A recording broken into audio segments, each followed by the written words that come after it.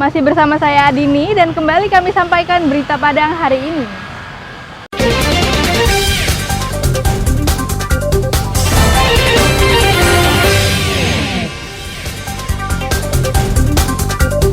Dua begal bersenjata api diringkus polisi.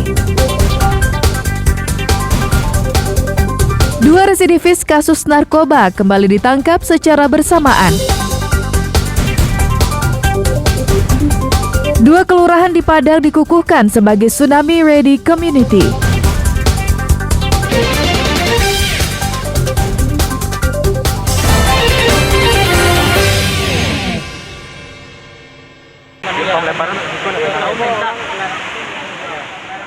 Seorang bocah 9 tahun asal Dharmasraya terseret arus ombak saat berenang di Pantai Padang. Bocah bernama Galih ini berwisata bersama keluarganya. Mereka datang ke Pantai Padang untuk berlibur usai ujian akhir sekolah. Korban dan keluarga besar mereka bermain air dan berenang. Karena keasikan, keberadaan korban luput dari perhatian keluarganya, hingga Galih terseret arus ke tengah laut. Upaya Galih untuk kembali ke pinggir pantai tak bisa dilakukannya karena ombak laut saat itu sedang tinggi. Petugas BPBD Padang dan petugas pengamanan Nataru langsung turun ke pantai untuk menolongnya. Berkat kesigapan tim, korban bisa ditolong dan diselamatkan. Petugas langsung membawanya ke rumah sakit terdekat untuk mendapatkan perawatan. Sehingga masyarakat, BPBD dan tim cepat membantu masyarakat tersebut yang sepertinya hanyut. Lalu setelah dicek, diklarifikasi, ternyata berasal dari Dharmasraya, namanya Galih. Saat ini yang bersangkutan sedang dilakukan pengobatan yang intensif di Rumah Sakit Nailinya di Kota Padang. BPBD Padang mengimbau pengunjung objek wisata Pantai Padang agar tidak berenang terlalu jauh ke tengah karena dapat membahayakan keselamatannya. Selama musim libur akhir tahun ini, pemerintah Kota Padang menyiagakan beberapa petugas yang memantau keselamatan pengunjung Pantai Padang saat bermain air dan berenang. Mereka berasal dari BPBD, polisi, tentara, serta relawan setempat. Alfi melaporkan dari Padang.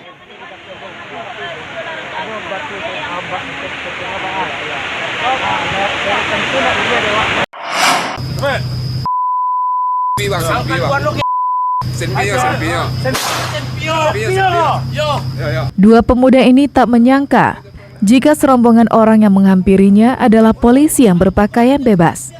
Bahkan sang pemuda tak segan-segan mengeluarkan senjata apinya. Polisi tak memperlihatkan rasa takut sedikit pun. Mereka justru merangsek maju dan menjatuhkan pemuda itu sambil melepaskan tembakan peringatan. Saat itulah kedua pemuda ini sadar jika yang menangkapnya adalah polisi. Dalam seminggu terakhir, Aisman dan Andika menjadi buah bibir pengemudi ojek daring di Padang. Pasalnya, minggu dini hari lalu, mereka berdua menggasak sepeda motor pengemudi ojek daring. Modusnya, memesan jasa untuk diantarkan ke sebuah tempat.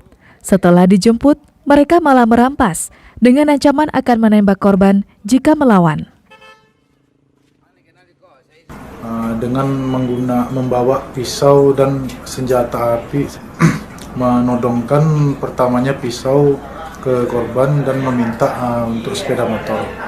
Setelah berhasil mengambil sepeda motor korban, yang diduga tersangka jumlah 2 orang langsung pergi dari TKP. Saat diperiksa di Mapolresta Padang, polisi baru mengetahui jika salah satu dari mereka merupakan residivis atas kasus yang sama. Kini, kedua pelaku masih diperiksa di Mapolresta Padang. Polisi ingin mengetahui sepak terjang mereka serta sumber senjata api yang dimilikinya. Sedangkan sepeda motor hasil rampasannya disita dan dijadikan barang bukti. Saat ini, pengemudi ojek daring bisa bernafas lega karena 2 begal yang beraksi sejak seminggu lalu telah ditangkap tim Klewang Polresta Padang. Dari Padang, Alfi melaporkan. Cara nembak itu tembak lah.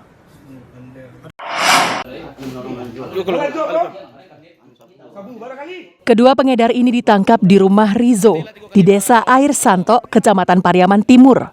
Keduanya tak bisa mengelak karena polisi menemukan barang bukti yang selama ini diperdagangkannya. Rizo dan Ferry pada tahun 2018 lalu pernah ditangkap secara bersamaan. Namun, Rupanya penjara tak membuat jera keduanya. Kini, hal yang sama terulang kembali. Bersama-sama pula ditangkap dalam kasus yang sama. Keduanya pun dibawa ke Mapores Pariaman guna penyelidikan lebih lanjut. Dari tangan tersangka ditemukan barang bukti 7 paket sabu-sabu, sejumlah uang, dan telepon genggam. Sabu-sabu dipasok dari Provinsi Riau dan dipasarkan pelaku di Kota Pariaman. Untuk perbuatannya sudah menyesakan karena ini sudah berulang kali, sudah pernah melakukan perbuatan yang sama. Keduanya. Yang satu inisial F, yang satu inisial R. Residivis. Pergerakan masih seputaran Pariaman. Untuk pergerakan seputar Pariaman. Pemasukannya dari mana? Pemasukan ternyata dari luar. Jadi seseorang yang inisial DPO juga barang dari Riau. Residivis ditangkap bukanlah hal yang baru. Sudah sepatutnya pemerintah mengkaji ulang cara menghukum kriminal. Pasalnya, penjara yang bertujuan sebagai tempat orang mengubah kebiasaannya justru tak berhasil secara optimal. Bahkan tak jarang keluar dari penjara menjadikan seseorang bertambah mahir melakukan kejahatan. Eki Rafki melaporkan dari Pariaman.